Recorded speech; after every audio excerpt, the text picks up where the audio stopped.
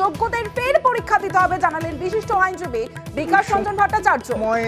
যখন বিজ্ঞাপন হয়েছিল নিয়োগের জন্য, যারা দরখাস্ত করেছিলেন তারাই আবার নতুন করে ওএমআর পরীক্ষার মধ্য দিয়ে নির্বাচনী প্রক্রিয়ায় আসবেন। তার মধ্য দিয়েই সঠিক যোগ্যতা এবং অযোগ্যতার নির্ণয় হবে। কে যোগ্য কে অযোগ্য ঠিক করার পদ্ধতি কি? সুপ্রিম কোর্ট ইতিপূর্বে বহু মামলায় রায় দিয়েছে, এইরকম ব্যাপক দুর্নীতি হলে যোগ্যতা অযোগ্যতার কোনো প্রশ্ন নেই, সবটাই বাতিল।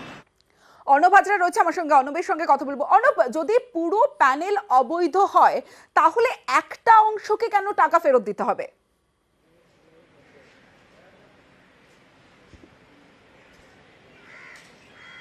দেখো, যেটা আদালতের 17টা অনিয়ম ছিল, তার মধ্যে যে অনিয়মগুলো একেবারে প্রকট, অর্থাৎ কেউ পরীক্ষাতেই বসেনি, তিনি চাকরি পেয়েছেন।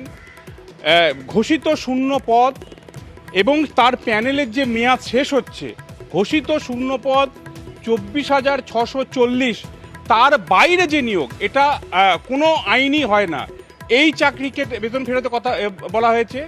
আর মেয়াদ শেষ হচ্ছে প্যানেলের, তারপরে যে চাকরি, সেটা প্রায় 1200 থেকে 1300, তাদের চাকরি ফেরতে বেতন ফেরতের কথা বলা হচ্ছে। অর্থাৎ এই যে তিনটে ক্যাটাগরি নির্দিষ্ট উল্লেখ করা হয়েছে, নির্দিষ্ট তথ্য এসএসসি না দিতে পারার কারণেই এই নির্দিষ্ট ক্যাটাগরি উল্লেখ করে আদালত কিন্তু তাদের বেতন ফেরতের কথা বলেছে। এই বেতন ফেরতের মধ্যেও এখন আইনজীবীদের বিভিন্ন চেম্বারে, আমরা হাইকোর্ট পাড়ায় যেটা খোঁজ পাচ্ছি, এই যাদের বেতন ফেরতের কথা তাদের মধ্যেও অনেকে নিজেদের যোগ্য বলে দাবি করছেন। কাজেই কে যোগ্য কে অযোগ্য সেটা কিন্তু এই রায়ের মধ্যে যেমন স্পষ্ট নয়, তবে 59 পাতা বা 259 পাতা আমি কয়েকটা জায়গায় রায় রয়েছে, যেখানে সওয়ালে আদালতের প্রশ্নের উত্তরে এসএসসি জানায় যে তাদেরকে যদি ওএমআরটাকে পুনর্মূল্যায়ন করতে নির্দেশ দেয় আদালত, সেটা করতে তারা সক্ষম। অর্থাৎ ওএমআরটা মূল্যায়ন করতে সম্ভব, কিন্তু সেটা টাইম টেকিং, সময় সাপেক্ষ। কিন্তু এই ওএমআর এর ওপর ভিত্তি করে পরের রিক্রুটমেন্ট প্রসেস হবে কিনা সেটা কিন্তু নির্দেশে কোথাও উল্লেখিত নেই।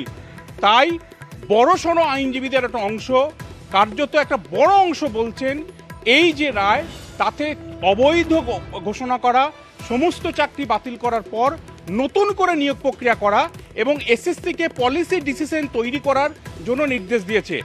এর অর্থ হচ্ছে লিখিত পরীক্ষার মাধ্যমেই পুরো বিষয়টা ফের শুরু হবে। অর্থাৎ বিজ্ঞপ্তি জারি, চাকরির বিজ্ঞপ্তি জারি, তার লিখিত পরীক্ষা, interview, document verification, personality test, এই পুরো প্রক্রিয়াগুলি পরপর হবে।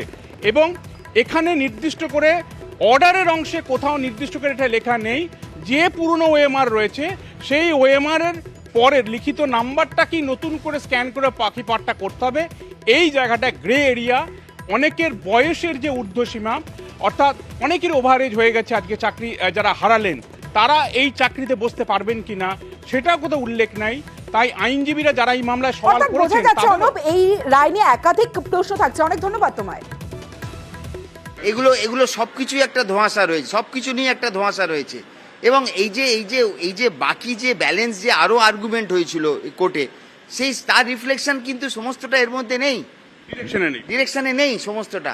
উনি যখন ডিরেকশন দিচ্ছেন একটা কিছু, তার মানে সমস্তটাই আমরা এক্সপেক্ট করবো যে সমস্ত ডিরেকশনই সেখানে থাকবে, কিন্তু সমস্ত ডিরেকশন তো সেখানে নেই।